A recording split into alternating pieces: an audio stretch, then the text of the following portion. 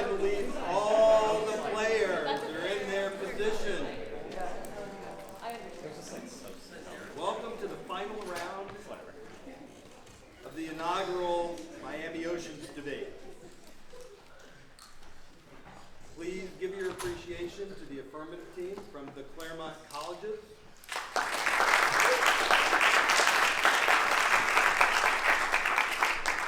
And the negative team from the Appalachian State University.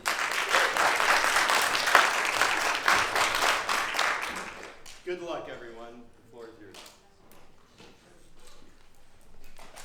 I know we've done this before with the panel, but would panelists like to introduce themselves for the sake of education and also because you're all pretty cool? That's my hot take.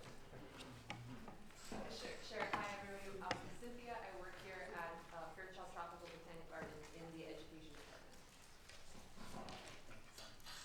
My name is Zach. I have 4 years of high school debate and 4 years of policy debate under Dave Steinberg and Patrick Waldinger. I am a climate resilience programs manager for the city of Miami. My name is Tim. I'm a climate resilience program manager, also with Zach here for the city of Miami, and I'm a PhD candidate in Earth System Science, focusing on natural resource science and management, environmental economics and policy at Ford International University.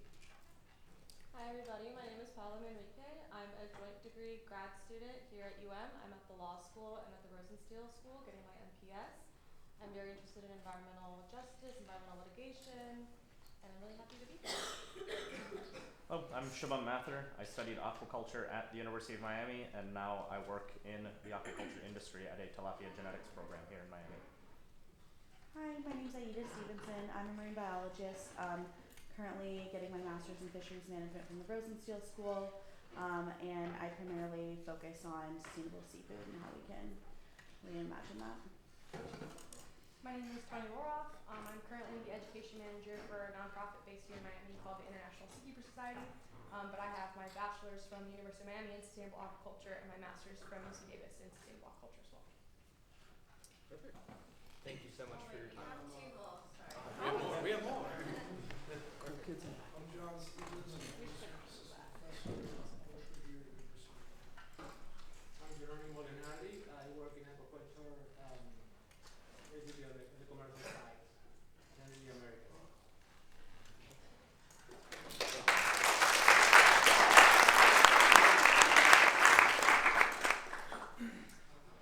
All right. And for the sake of everyone else, my name is Grayson. I'm with the Claremont Colleges. I know a couple of our panelists have heard this spiel before, so I apologize for the repeat, but I would like to first say a lovely happy birthday to my lovely partner, Audrey. It is her 21st birthday. All right.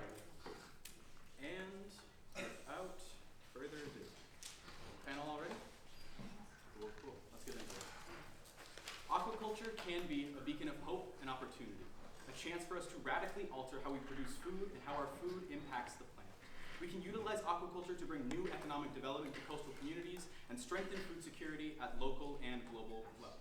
If done smartly and sustainably, aquaculture is the path forward. Robert Jones with the Nature Conservancy.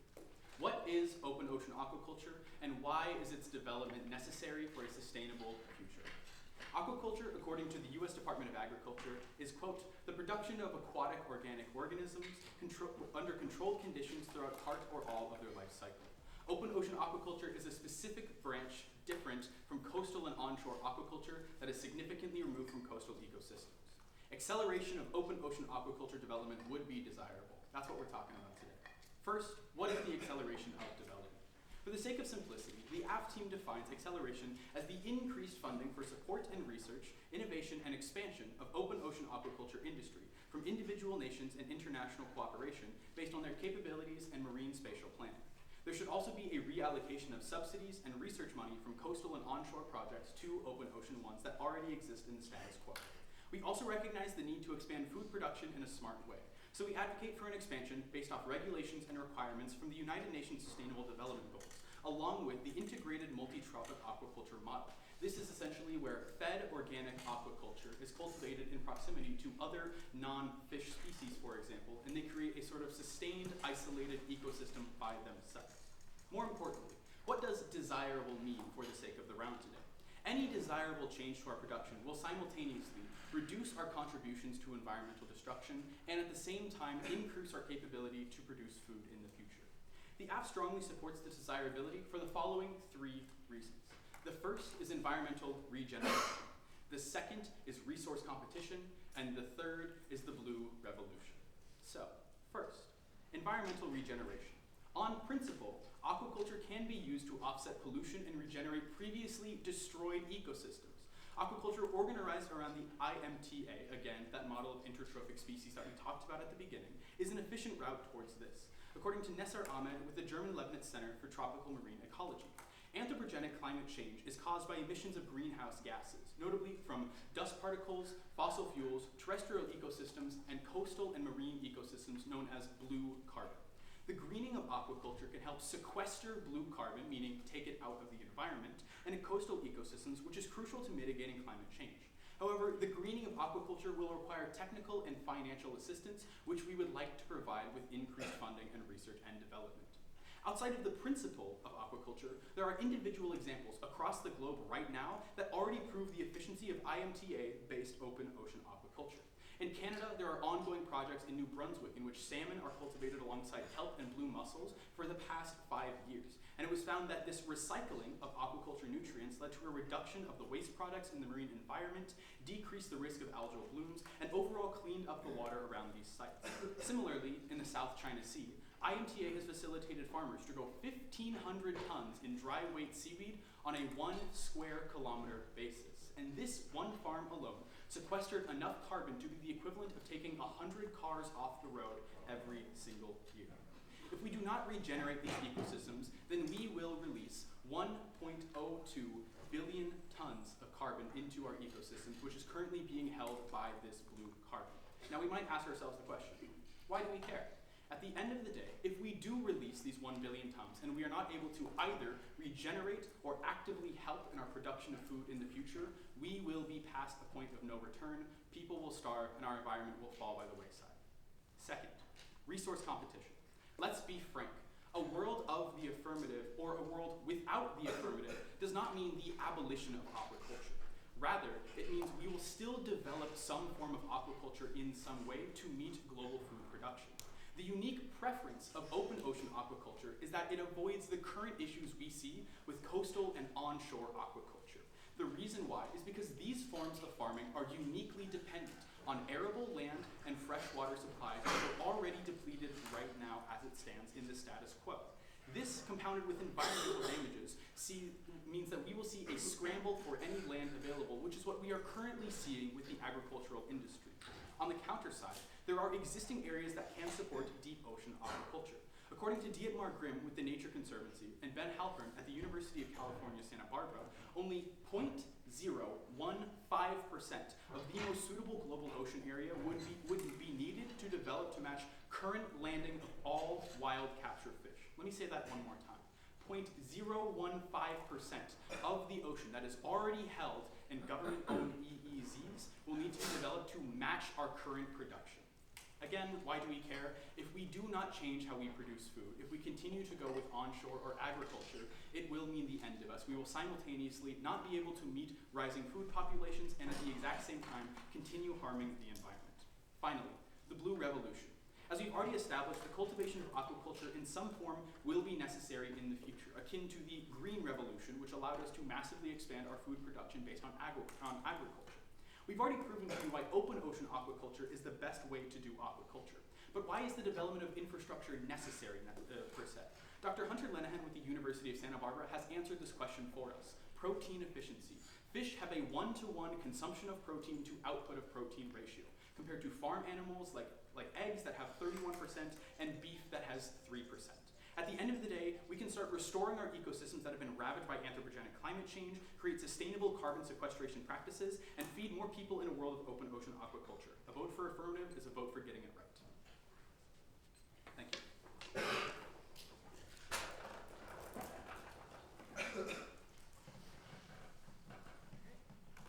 Everyone's ready for cross-examination? Then I will begin our 4 minutes now. So, can you give me the definition of development?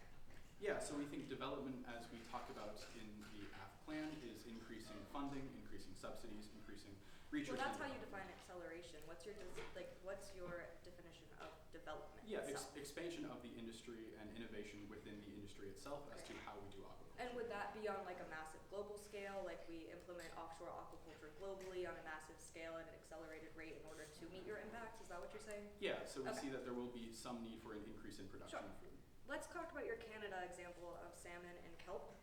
Wasn't that not offshore? Wasn't that in coastal and onshore waters? Yeah, so the thing with the that New IMTA example? Yeah, so the thing with the New Brunswick example, it is currently used as an IMTA example, and as of right now, it is coastal, but the coastal resources available to Canadians are going by the wayside, so it will be moved to offshore. My biggest question for this is that we can have IMTAs onshore and nearshore and have them work.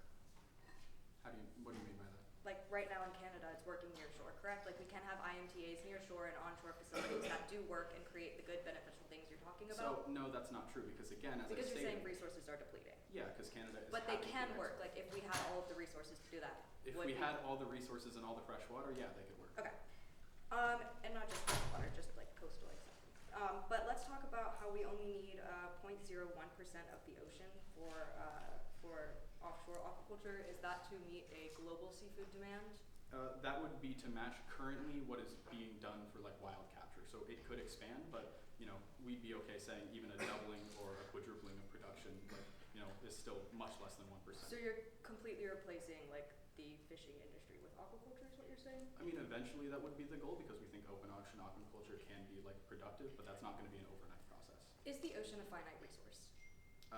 Yes, but the supply is incomparable to like freshwater Okay. and arable land. What is the history of the globe with finite resources? Do we act really nice to each other and all work together to give each other the resources and so we all have equal resources? Or do actors typically fight each other to get resources and Yeah. be the best of No, we those agree that resources? actors fight each other, which is the issue with the current arable land and freshwater sources. So how would we not see that exacerbated in a world where globally we are accelerating offshore Because when we're aquaculture? talking about the scale of supplies, we're talking about, I'm talking about geopolitical issues, not Yeah. like supply issues. well, I mean, the geopolitical issues are stemmed from supply issues. Not necessarily, but I will definitely get into that in our speech. So you're saying that no AF doesn't mean no aquaculture, correct? Yeah, like Okay. aquaculture is still like a multi-billion-dollar industry. Okay, absolutely. And then you talk about the blue revolution. You talk about how that's inevitable and that we need the blue revolution the same way we need the green revolution. Yeah, it is inevitable. Are there other ways to benefit our, food resource and food production and food scenario rather than offshore aquaculture? Like, are there just other ways? Like, obviously, is this the only way, or are there other ways? Yeah, other ways, sure, but better ways, no. Okay. And then let's talk about your environmental regeneration part. Again, let's talk about how, are IMTAs the only way to regenerate the environment? Or would decreasing the amount of pollution we're doing in the status quo also help? I mean, IMTAs also do that. Yeah, no, absolutely. But if we as a globe were to decrease our carbon emissions from private livestock industries or whatever it may be, would that also be a beneficial way to help regenerate the environment? That might be one way to reduce environmental emissions, but then there's food production issues. Okay, we'll definitely get into that. And then, I guess I only have 9 seconds left, but you say coastal and onshore aquaculture have issues, but then you also reference them and say they're working in the status quo for IMTAs? So there are individual examples of IMTAs working now that can and will be exported, but that is different from the broader industrial complex of onshore aquaculture, which is currently doing the most damage.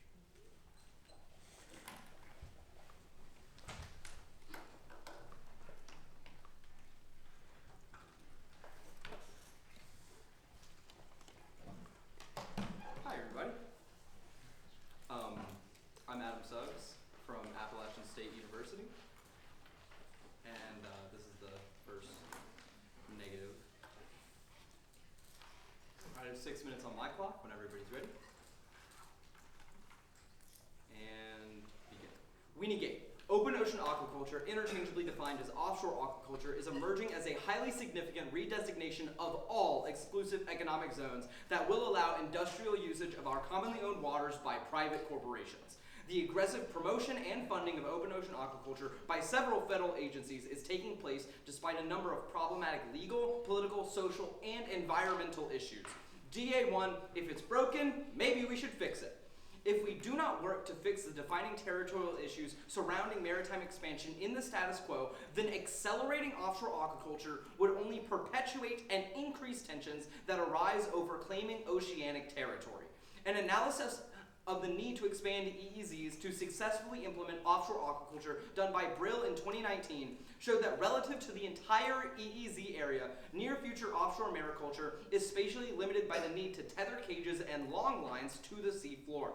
In this regard, the EEZ area is either currently too deep in 88% or too shallow in 4% for cages and long lines based on the depth thresholds. This means that in the status quo, only about 0.8% of the EEZs worldwide are suitable for offshore aquaculture. With this in mind, in order to accelerate open ocean aquaculture, we must extend EEZs globally.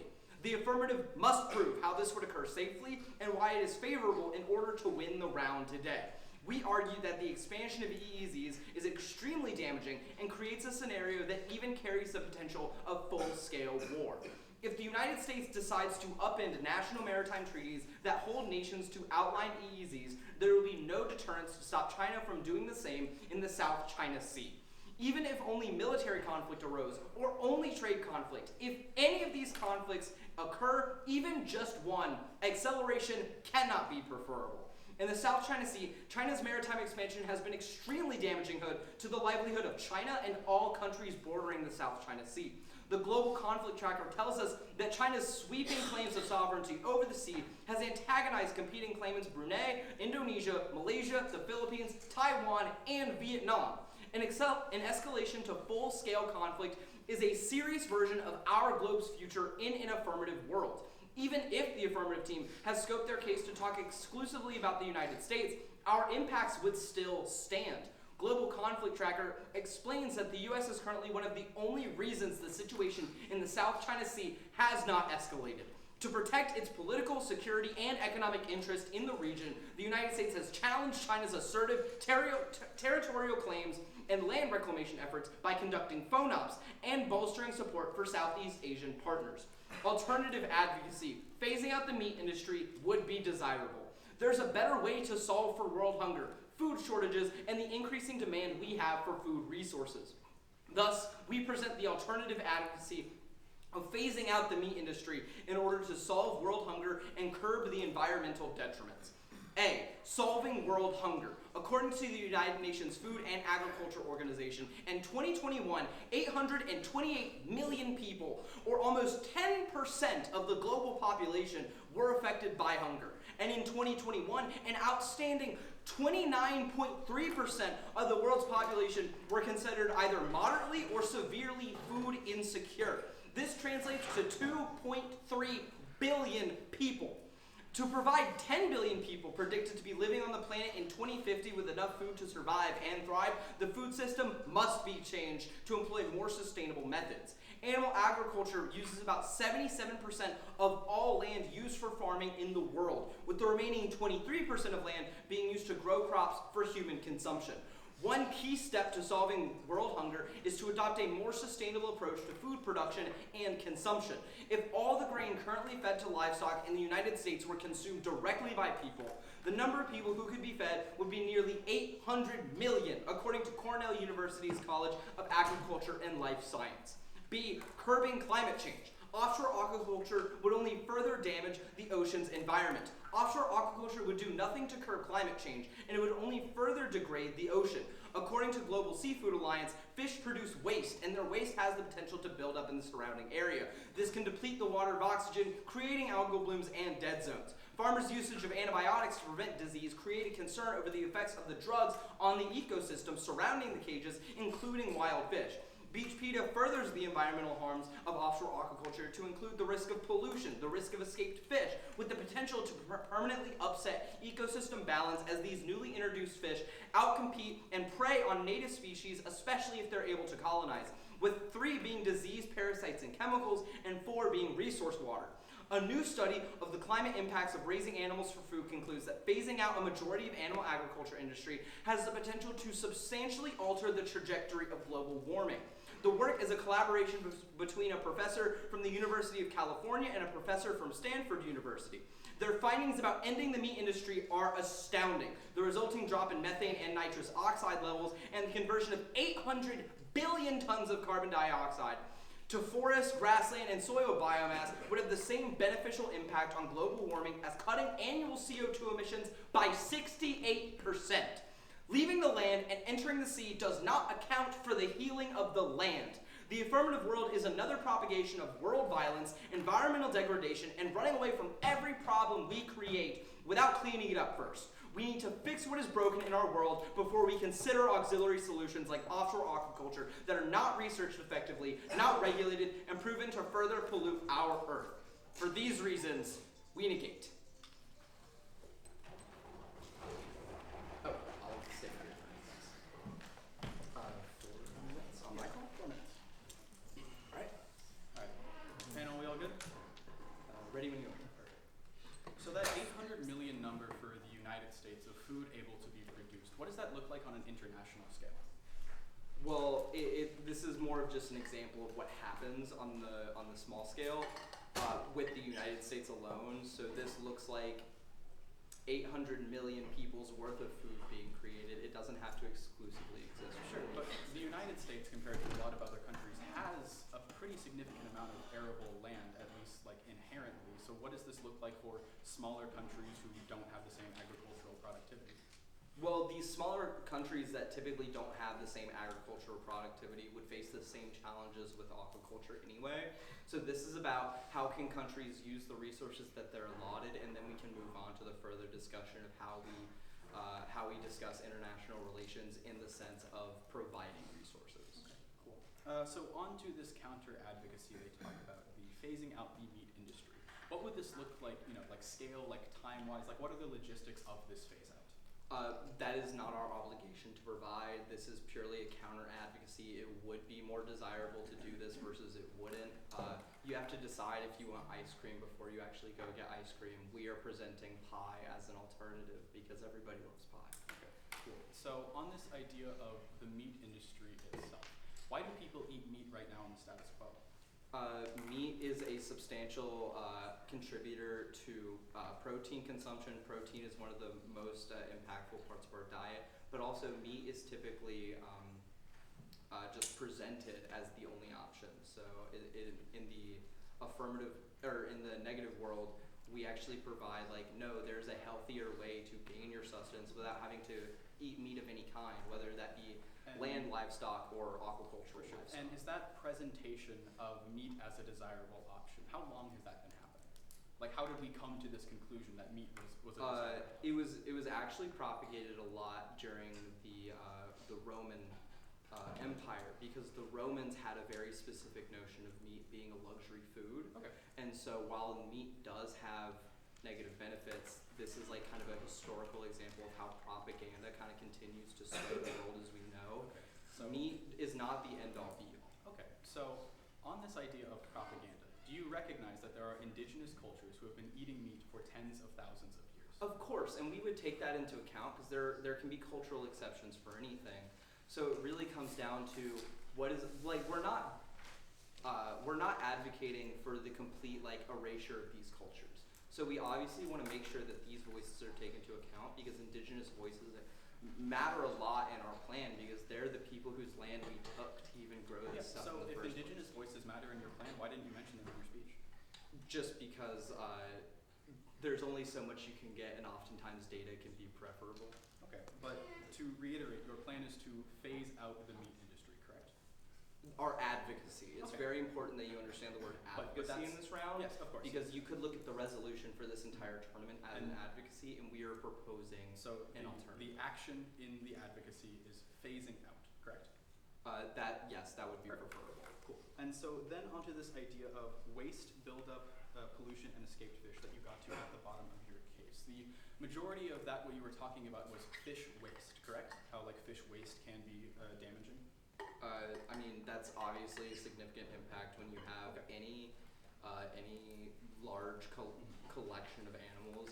And even with the accounting for IMTAs, it's incredibly important to realize that IMTAs do not operate at 100% efficiency. Okay. So that when And so waste does just get produced, one it final doesn't always question get before my time is accounted over. for. IMTAs would at least account for some of that, correct?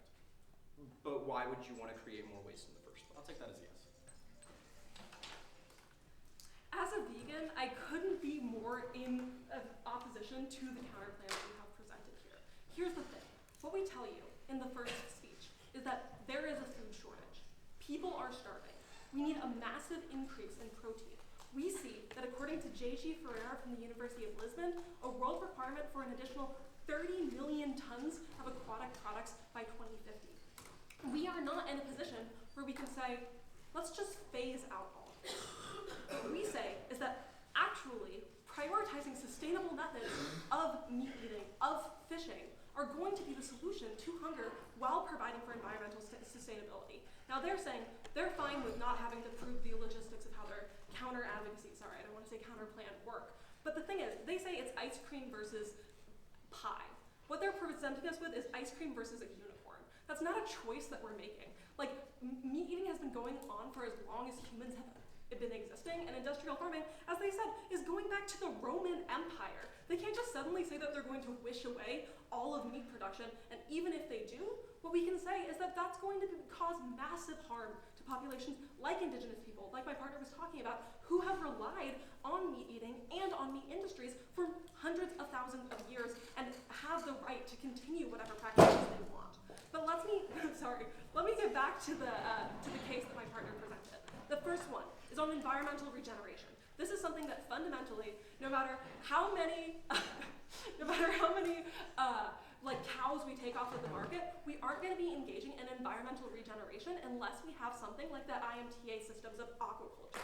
What we say is that there needs to be restorative action taken, and what we say is the open ocean is the key location for that to occur. Again, my partner talks about the issue of 1.02 billion tons of carbon being held that could be exploited and gotten rid of if we don't take action now.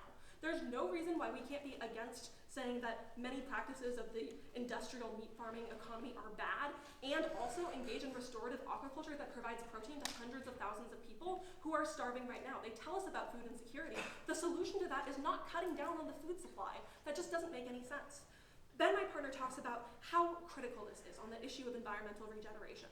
We say that environmental regeneration needs to be a priority in the face of environmental detriment. There's no ability to restore environmental systems like bleached coral systems without having some kind of environmental restoration practices. They don't just come back on their own, and even if they do, it's going to be too late. We're in a crisis state. We need to engage in a method that's going to provide protein for millions of people as the population continues to grow, while also being able to regenerate the world around us. Then my partner gives you this issue of resource competition. This is where they're trying to get most of their points in, is with the EEZ.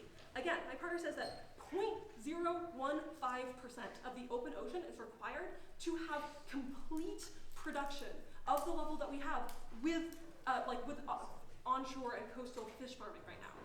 What we say is that that is a minuscule amount and is not going to be causing unique pressures to any of the EEZs. What we say is that EEZs, as we see them right now, again, this has already happened, they're already expanding, and the example that we give of the South China Sea offshore aquaculture that's regenerative and using the IMTA proves that that is not the unique tipping point. They need to prove why this is a unique tipping point that's going to go over. They don't have any evidence on that as far as I'm aware, and that should not be the standard that we're having. Just because something can sometimes be bad and could have bad outcomes, if they can't prove that it's uniquely bad, uniquely going to cause new harm, they shouldn't be winning on this argument. But the issue of resource competition is critical because we see that areas of agriculture and areas of coastal waters are saturated. There is not the ability to build this kind of protein production that we need without them. We need to be engaging in that kind of action. And then my partner talks about the issue of the blue revolution, right? This is one of the issues of efficiency that is going to be fundamentally missed by just trying to get rid of the agriculture industry, just trying to get rid of like meat and fishing altogether. Protein efficiency of fish is better than almost any other kind of red-blooded mammal and many other kinds of even like vegetarian substitutes because there is some kind of regenerative properties and because the ocean is so large. We see that people need food, and the way that we're going to do this is not going to be by alienating people from the food that they've been eating for hundreds of thousands of years magically magically through an advocacy. It's going to be through providing sustainable methods for people to get food. Now let's go on to the points that they made directly.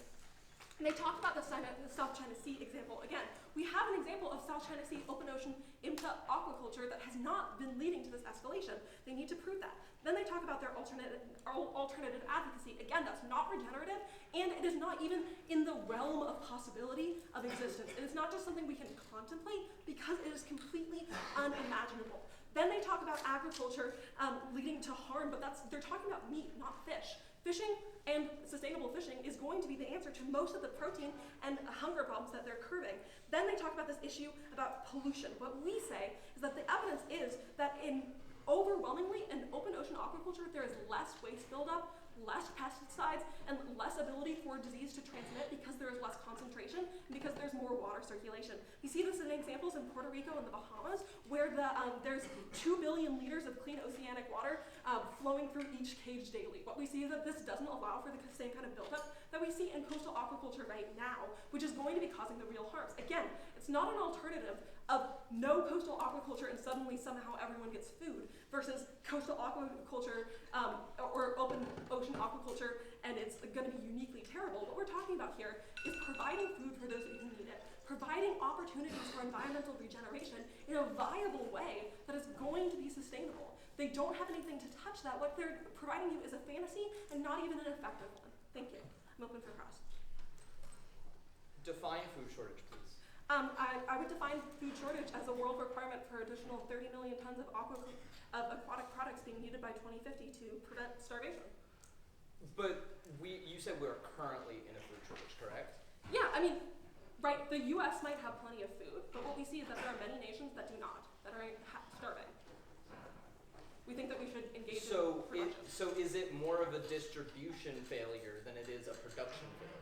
No, because the massive distribution of some of the areas where we have an increase in production would not be viable, because we need to have production close to the areas that are going to be getting the food. It would require mass exportation that would lead to massive climate impacts if we don't have any kind of local agricultural production, which we don't have in a lot of areas that are that don't have nutrients in the status quo.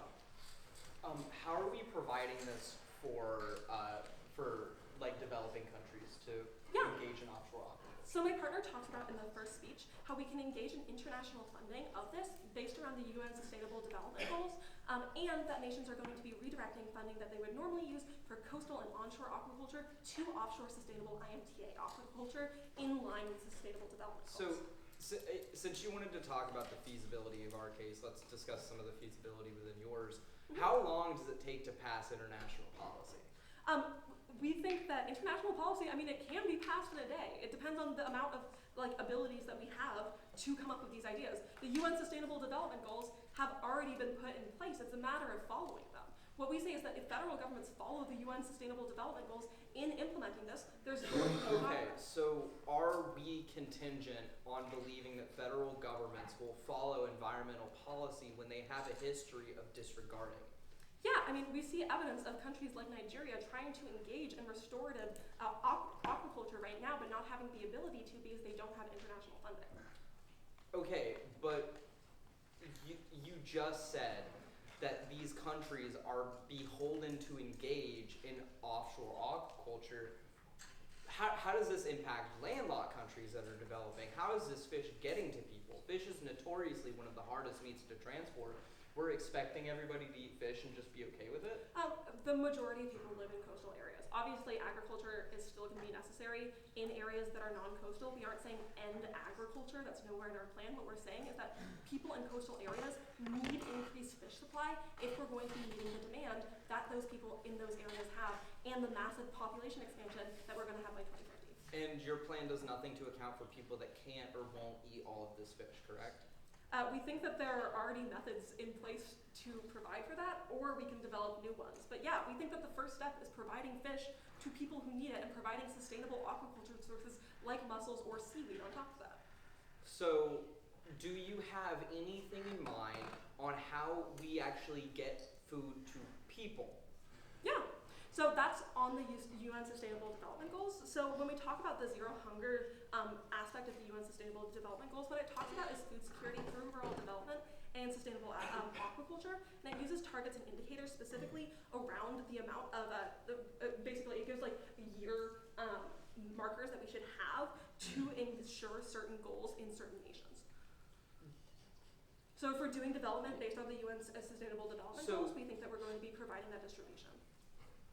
Okay, so what are your thoughts on the U.S. pulling out of the Paris Agreement? Because that's basically what this is. It is a policy. It is a policy contingent on saving the planet. Yet the U.S. just pulled out of it easily. What's stopping any country from just pulling out of this said policy? Right. Again, it's not an international exclusive policy. It's federal, like nations deciding to implement this based on the U.S. Sustainable Development Goals and with international funding. What we think is that this is a viable policy if we have the possibility and the fiat that we have as the affirmative, but it's not something like the fantasy. That's good, thank you. Alright, if everybody is ready, then I will just go over my opponent's case, go over their responses to our case, and just kind of the main voters in the round today. So if everyone's ready, I will begin my 6 minutes now. So starting with their framework, they tell you that aquaculture can develop economies and strengthen the food security. They tell you that we are currently in a food insecurity crisis. A food insecurity crisis means that people are food insecure because they can't access food. That doesn't mean there's a shortage of food in the status quo, it means they can't access.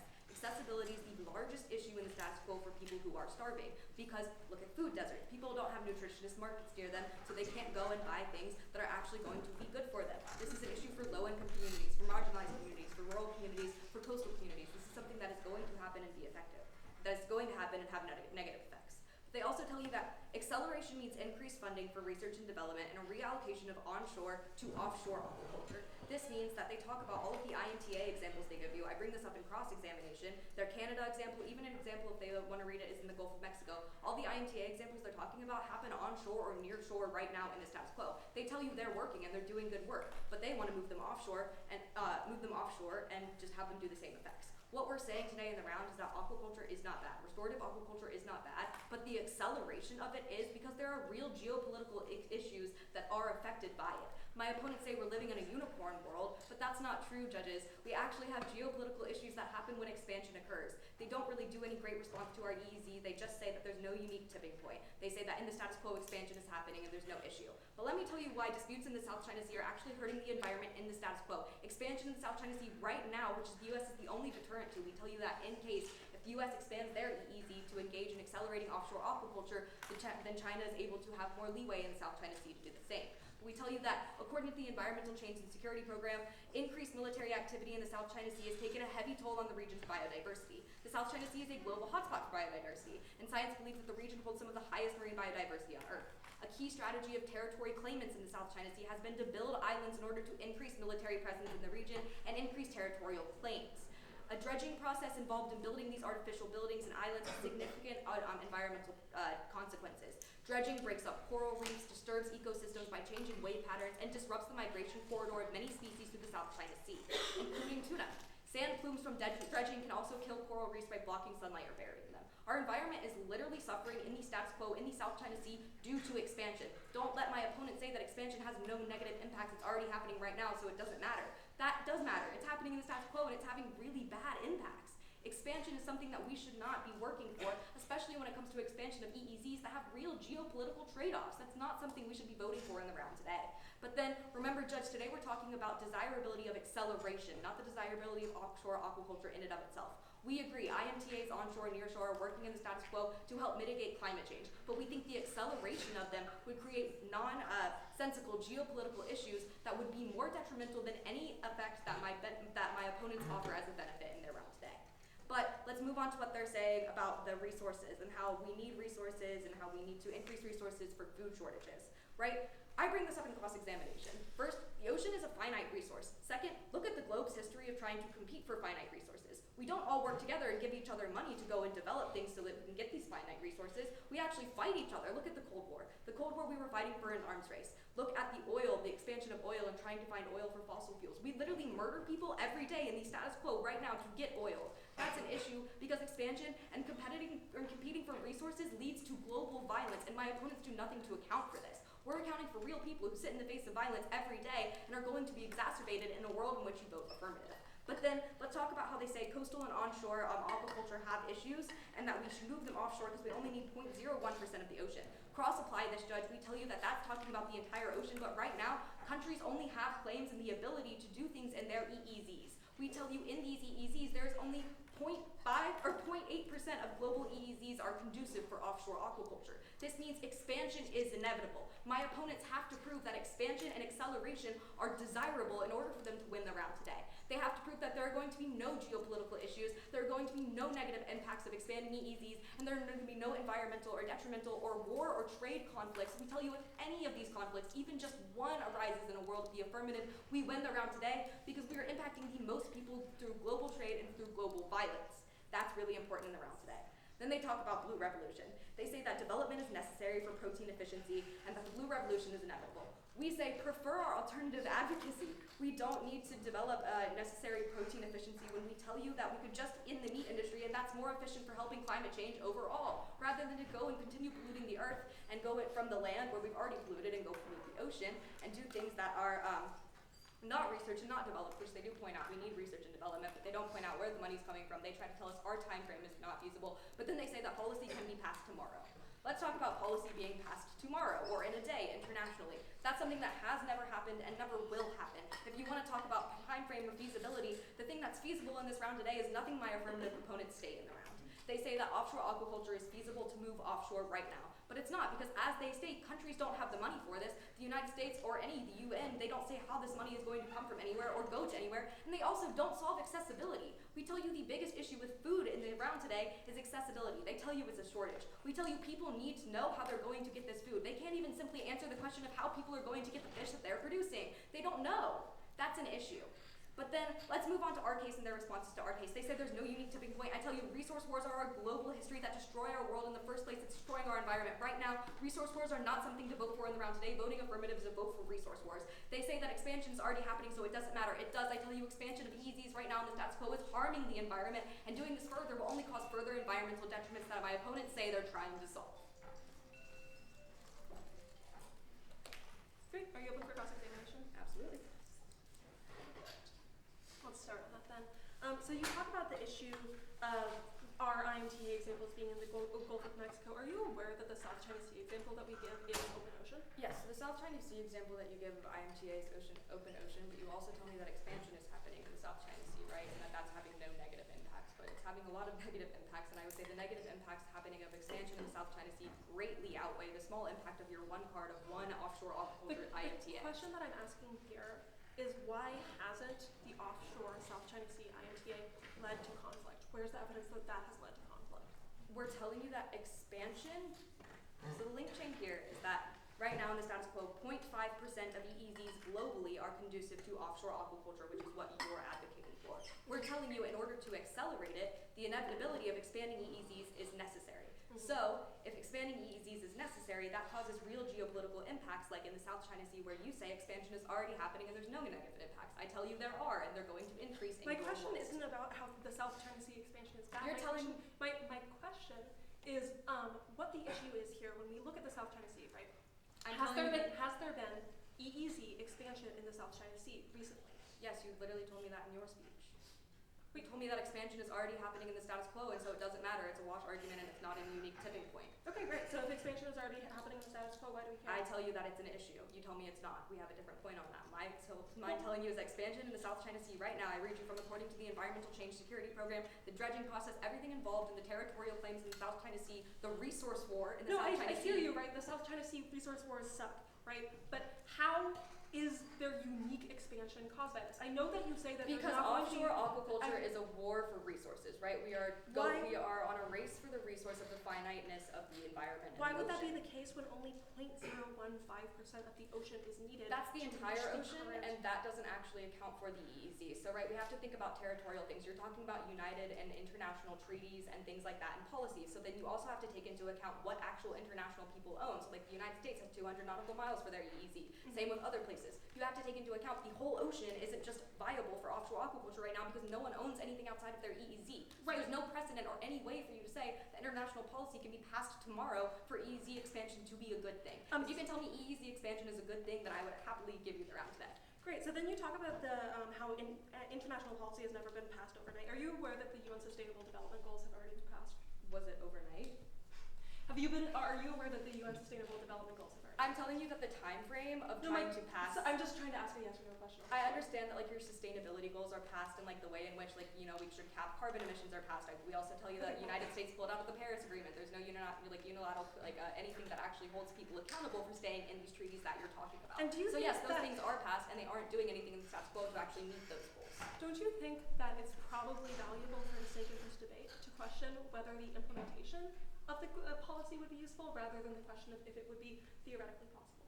I think that and I will bring up firstly that you were the one who decided to bring feasibility into this debate by saying we're living in a unicorn world. So I'm just trying to bring that into the round today on my end. But secondly, I will respond and say that our feasibility in the round today, either way, we're not giving you a feasibility argument. We're telling you our alternative advocacy is preferable to the advocacy of specifically accelerating offshore aquaculture. We're not here to preach to you that offshore aquaculture or aquaculture in general is bad. We're not, because we agree IMTAs onshore and coastal regions have good benefits and impacts. We're telling you specifically the acceleration of them, the expansion of EEZs, and the geopolitical issues that happen surrounding it. My question is just where your specific examples about this expansion of open ocean aquaculture, which has already been happening, where that specifically has led to conflict. I understand the South China Sea, and I'm happy to give you that card. I'm happy to give it to the judges. Specifically with open ocean aquaculture? Yes. Great. Could you give that to us in your next speech? Absolutely. We'll take our 2 minutes. 2 minutes of prep for the last speech. Everyone got real quiet all of a sudden. Alrighty. We all good to go? My job in this speech is to make your job easy. I'm going to give you 3 very specific voters, which are things that you are going to decide the vote on. These voters are going to be environmentalism at large, food and food production, and then finally the world of the affirmative versus the world of the negative. So, before I get into that, let's do a little bit of clarification and actually try and understand what we're getting out of the negative today. When they showed us the card in preparation about the South China Sea conflicts, there was not one single mention in that card specifically about EEZs, nor was there a mention about open ocean aquaculture. I want to get that very clear. They showed us the evidence explicitly in the preparation period. We also tell you in the first speech this idea of 0.015% use of the land. And they say not all of that can be used, EEZs still have to be expanded. The rest of that card says most countries would need to farm less than 1% of their exclusive economic zone to produce all of the seafood that they currently produce. So this idea of massive expansion, this idea of melting the South China Sea overnight because China really hates the United States, isn't the reality of the situation. And we would also like to talk about the idea that we have already seen resource scarcities and resource wars in the status quo. They are fought over agriculture, they are fought over coastal aquaculture, right? This is the real scarcity we see in the status quo.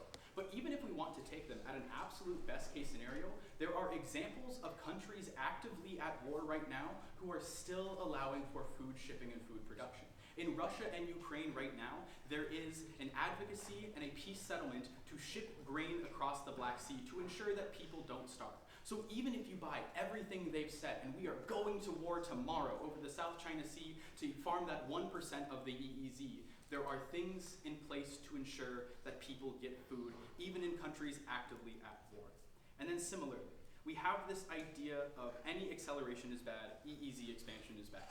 We've already told you, this will require nations to use 1% of their economic exclusive zones. But even if we take them, again, at an absolute best case scenario, and acceleration is bad, they have to accelerate agricultural production to make up for the lost food from the meat industry.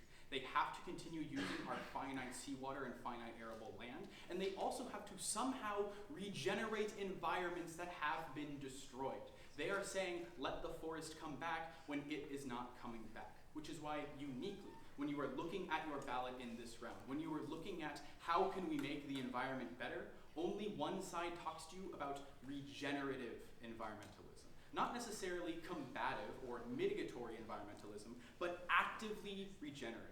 So, for the things that we should evaluate the debate on, first, let's look at the point of environmentalism. Once again, environmentalism. The issue that we have been given from the negative team is largely a mitigatory issue. They are saying we can't do our plan all the way to the best case scenario and solve climate change tomorrow. And that might be true. But the alternative of the environmentalism, very clearly put, they will still do coastal aquaculture for things like seaweed, they will still do agricultural production, and they will ensure that environments that have already been destroyed will not have a chance to regenerate. That is the thesis of the negative case, that at a best case scenario, there will be no regeneration. They also have these issues about, any acceleration is bad, and then they talk a lot about how fish waste is an issue. We've already covered this. We've already talked to you about how the IMTA is the sustainable model going forward, how it will ensure that we can create these isolated ecosystems in these dead areas and actively regenerate them. So on the point of environmentalism, you have to make a calculus in your head of, do we give it a chance to regenerate anything, or do we continue doing the problem we see is the issue with things like the agricultural industry?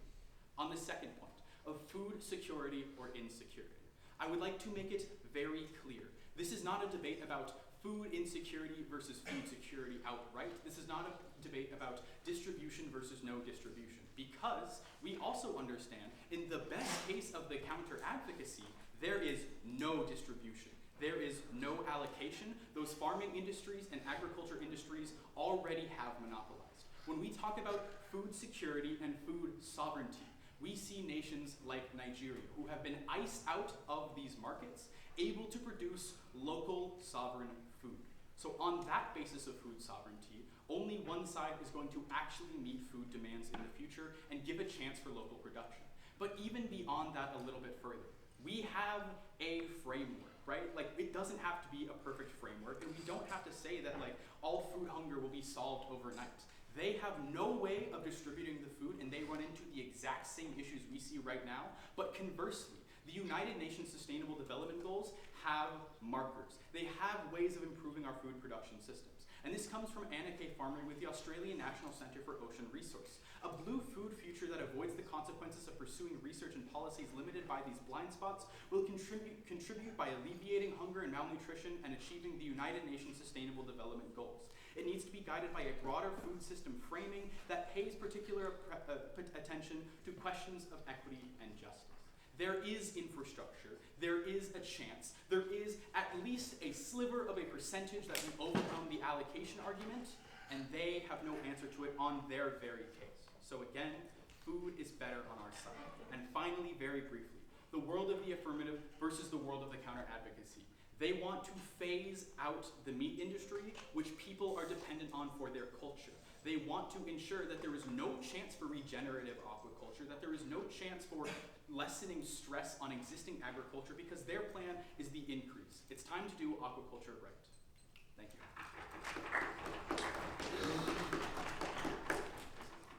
6 minutes on my time. And before I speak, I'd just like to, again, thank you guys for your time, for coming out here today. And I'd like to thank my team and everybody who's helped me and my partner reach this far. And everybody who's provided such entertaining and engaging debate. Thank you so much. All right. And 6 minutes starting now. I think it's incredibly important to realize that the affirmative has failed to do one simple thing. Above all else, the biggest thing that the affirmative has failed to do is explain, one, why they wouldn't have to expand EEZs, and two, why expanding would be beneficial. We have provided overwhelming evidence that expanding EEZs is not only not effective, it is detrimental to the well-being of our planet. It's detrimental to the well-being of the environment. It's detrimental to the well-being of the people who live in those areas. Specifically, I'd like to focus on our card that talks about expansion within the South China Sea.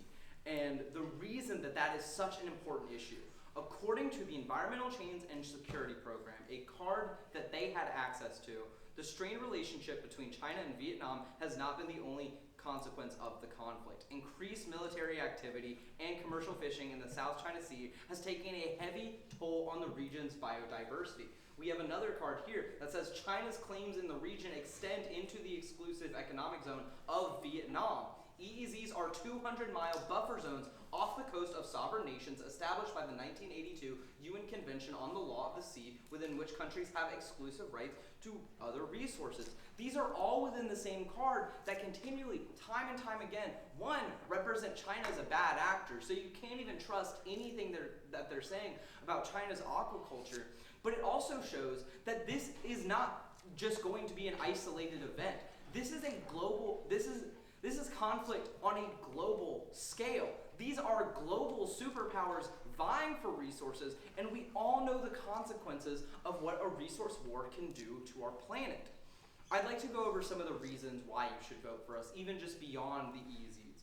Obviously, we have the EEZ round of argumentation. They've done little to nothing to actually explain how expanding EEZs can be done safely. So that immediately just goes to us. They've done nothing to talk about how we can still solve for climate change. We are not arguing against aquaculture. In no way are we disparaging aquaculture. We've obviously all seen and read about the benefits that it has. What we are arguing against are extremely specific words of acceleration and desirable. Acceleration of open ocean aquaculture simply cannot be desirable. Let me say that one more time. Acceleration of open ocean aquaculture simply cannot be desirable, because we have to realize that we've answered all of the questions that they've asked. We are facing a climate crisis, we are facing a food insecurity crisis, and they do little, if anything, to fix either of those issues. In the climate crisis, we get rid of the agriculture of the facet of agriculture that would have the most detrimental impact on the climate as we know it.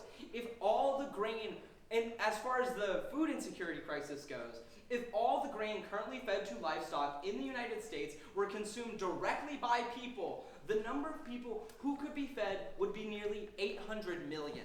That's not just 800 million Americans. We don't have to keep this within the scope of America. That's 800 million people globally. That is the world that is going hungry.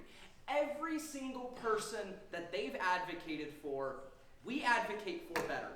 We keep their voices in mind. We understand that there are some conflicts within this, but it's most important to realize that we just do it better. And it is not via open ocean aquaculture. It is via fixing the problems that we've already created. I'd like to specifically point out that your vote today is about facing the problems we've created, remaining accountable to our planet and its people, and providing solvency on a global scale that the AF is incapable of offering. The opponent has not disproven the political issues that serve as the main defining point of our argument, and they haven't even mentioned how they're going to feed people. They just say there's going to be more food.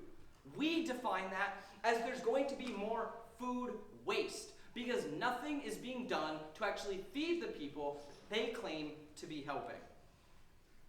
Expansion is the issue.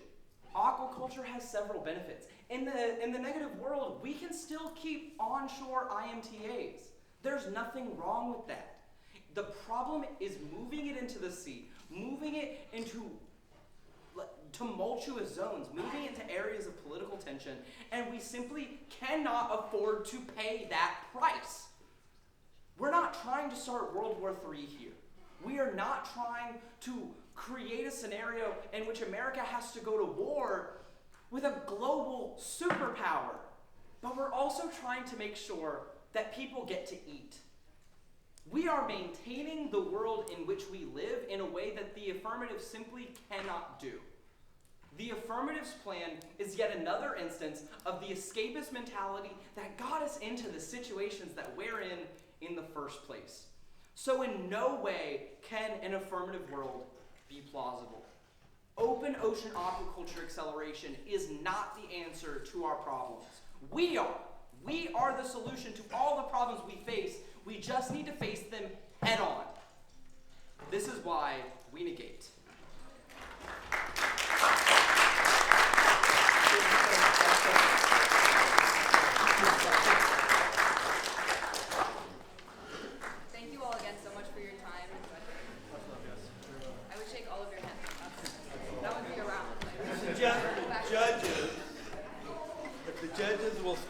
store where we did the training first thing this morning. You can use that room for deliberation. Tough decision.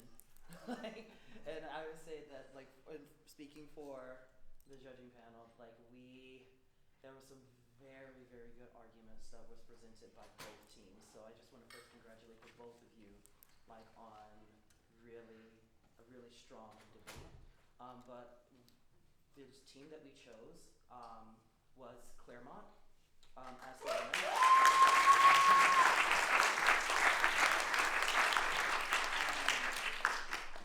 You know, one of the things, and I don't know if anybody else wants to speak on this, but what we felt like that you were, again, like very concise, like your arguments were clear, and that you were, that you built your argument, you had your research there, and that was great. You know, for your team, like, it was amazing, like the way that you particularly broke it down, and we will say that, you know, I can say that from my experience, like the cross-exam, like you hit the points, like you were like extremely, very, very strong, extremely strong on there, and you know that. And when it came to that sort of like balance, you know, that was the argument, because we saw, you know, certain moments where you actually tripped them up just a little bit, and that was in that point, like we were like, oh, okay, like it was, you know, your style of speaking, the way that you just hit like on every mark, like is admirable, and we want to congratulate you like on your debate skills, because that was amazing. And it's just from an overall team perspective and the way that the argument was built and defended, we believe that Claremont was the better of the debate team. I don't know if anybody else wants to add something. As an aquaculture lover and fish lover, you really convinced me. Like, just for a sec, I was here for it. I'm speaking for we both work in aquaculture, like, was really here for it. You had a lot of passion, a lot of good points. I think personally, just like a little side note, the meat point about like canceling out the meat industry, if you had carried that all the way through, that would have completely swayed me. I think like the fact that it kind of dropped off in the middle was like the one down point. I'm never gonna get rid of meat, but you were really convincing me there, for sure, 100%. Thank you.